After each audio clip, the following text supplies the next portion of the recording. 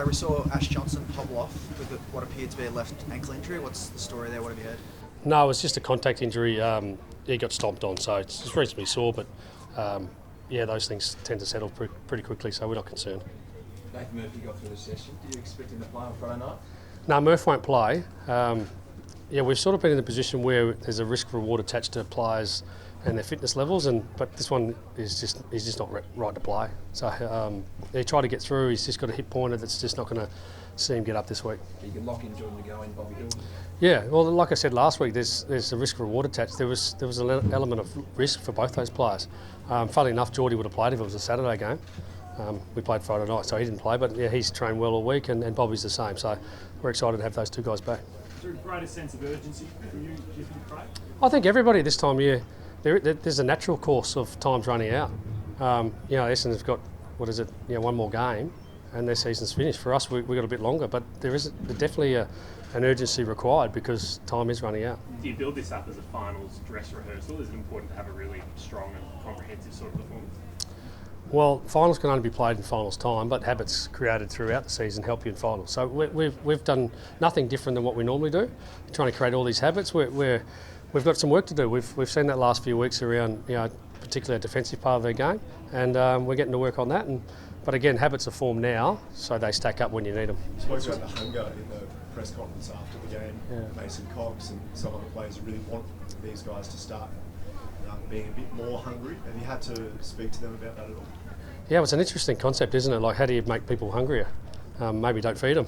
I'm not sure, but take things away from certain people, and there's an urgency, as we mentioned. Mason had something taken away from him, and he wants it back. So you saw the actions required for that, and Jack Ginnivan's another example. He's been starved opportunity, and here he is looking really hungry for his next chance. So again, it's hard to motivate people, but there's a time running out in terms of the season to get that hunger back. Just on Mason, it looks like he had a massive impact when he moved into the number one ruck position when he came on a sub. Do you look to keep him in that spot this week ahead of Darcy Cameron? Yeah, we'll work through that. I think that our best mix right now is Darcy and Mason. What it looks like in 2 weeks' time, I'm not sure. But when they're both at their best, I think is a good combination for us, so we'll explore that. What's your message to the expert commentators who've written you off and say you can't win the flag, considering your form?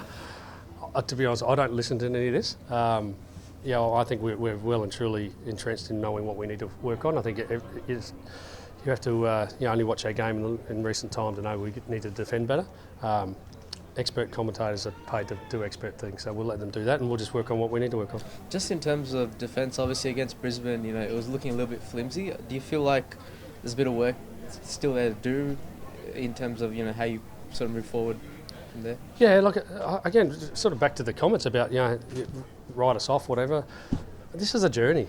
The season hasn't finished yet, and all we're doing is qualifying. So I've said week after week we're qualifying. Get the job done this weekend. We're going to qualify really well, and at the start of the year, that's all you set your sights on, and then the whole new season starts.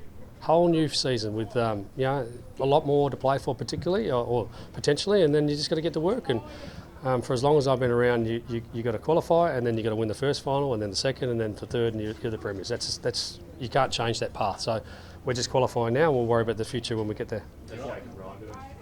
Yeah, the poor lad didn't get through his first game. Just grabbed him before. It's his first chance to get into the club since he's been concussed in his first game. Not ideal, but it won't be his last game. And within the short time, he had enough experiences to give a little bit of a taste of what's to come. Just on the defence, no Nathan Murphy, no Darcy Moore. Do you look to maybe slot Jeremy Howe back into the back line to add a bit of height? That could happen. Yeah. I think with the experience, that's probably the most likely move. But what you don't see potentially, or you do see, is most of it's not personnel, it's system. It doesn't take much for me to stand on this side of the stoppage on the defensive side. That's not personnel, and that's not talent. And so we're going to get to work on those little things we can control that'll save us goals. And the great thing about this group is they're hungry to get better, and most of the things that we know we need to work on are right in front of us. I'd hate to stand here and go, I'm not sure how we're going to fix this, or I'm not sure what's going on in terms of the defensive system. Well, it's plain to see. So we're getting to work on that. Nick's an observer today, but had the Sharon in his hand. I mean, how hard is it for him just to hold the ball and not really be able to do much. How's he tracking? Yeah, well, I've been massaging Nick's leg daily and going over at night and icing it and doing what I can. No, he's progressing well, and he's one of those players that we miss dearly in all positions, but he's on track to do to be available at some stage. With Still Nick that out, prelim week timeline? Well, there is some signs that it's progressing quickly, but again, we don't know until he starts running, and that timeline's, I think, next week. with Nick out, there are suggestions. You seem very sort of relaxed, your normal sort of demeanour.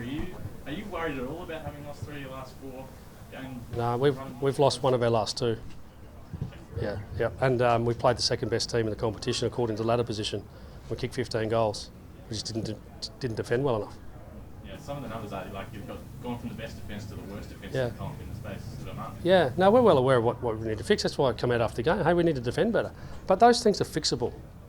They are fixable, and they're not personnel based. And I can come inside, I can show the little details that we can just get right and tidy up. Again, we're qualifying here. We've got time. With Nick out, there were suggestions on Footy Classified this week that your midfield... I've got to start watching these shows, don't I? Yeah. That's what you're telling me. Keep you updated. Yeah, okay. There's suggestions that your midfield lacks a bit of leg speed. Is that something you can fix? Do you agree with that? Well, you look slow when you're chasing tail, don't you? I think, and when we're not defending well enough, the ground well enough, then there's parts of your game that may be exposed. We're not perfect, but I'd like to think that major parts of our game, when we get a system right, those things won't show up as much potentially if that is an issue. Craig, are you happy with the score review not changing at all, given what was exposed on the weekend? Does it need changing before finals?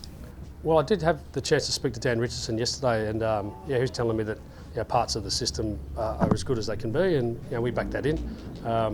It'd be amazing what we look at in 10 years' time. We look back at ourselves as a competition and see the progression of us. Like, you think 10 years ago we didn't even have this. I remember Hawkins kicked a goal that hit the post in the grand final. We don't have that anymore, so we're progressing. I would have thought the system itself is what it needs to be potentially, and then they'll work out what they need to do to tidy up those little loose ends. So it's, from a coaching fraternity, there's no pressure on the AFL, hey, this needs fixing, or there needs to be tinkering in mid-season. You're happy for it to wait? Well, I've been concerned in our getting our stoppage structure right and our defensive system right, and then other parts before I worry about changing the AFL. But I do believe. I said this to Dan yesterday, that when the umpire says I believe it's a point, what if he just said I'm not sure? And then let the technology take care of itself, and then let them make the decisions. Because there's a lot of inconclusive decisions, and they go, they just go with what the umpire said. Well, what if the umpire said nothing? And then let the technology do its course. So I don't know whether that's going to change the game, but something to think of. There's another suggestion this morning that potentially there could be an 8-second pause between point and starting again. Yeah. Would you like that, or do you like the fact that the ball just moves quickly from defence? Yeah, well, I watched the soccer like everyone else did, and I thought the technology was outstanding, and there was a little of a pause in the play. Just the grand final test for me. If this happened at grand final, would we be happy with it? I think most of us know the answer to that. Because it's about Darcy Moore, I mean, looked like in most of the session today. Would he be available next week if there wasn't a pre-final fight? I'd be confident that, yeah, I'd be confident he'd be ready if he keeps progressing in the way he is. He's not there yet, but he's progressing towards that yet. Craig, it's just a separate one. It's coming up to the 20th year anniversary of the 2003 Lions Premiership. Any celebrations coming up and your memories from back at that time? Yeah, we're going up to Brisbane next Wednesday, Justin and I, and we've been invited along to the Hall of Fame. So, you respect where you come from. I always believe in that. Go back to where I wouldn't be standing here without the opportunities at Brisbane, so we'll go back and show respect for that. Timing's not the best, but we don't get to plan that, but there'll be some form of celebration for that period. Really, at the start of the session, it looked like there was a fair bit of ruckus around Nick, and all the boys are getting around him. What was that about? He was named captain of the 22 under 22, and we want to celebrate all those things. He's had an incredible season. He's a great player. Those sort of accolades we want to make sure we don't miss. Just finally as well, just for this weekend, do you look to maybe bring in a face that we haven't seen as much of? Jacob Ryan obviously came in last week. Maybe a Craig McRae type? Potentially. Yeah, no, we got to look at what our best mix is.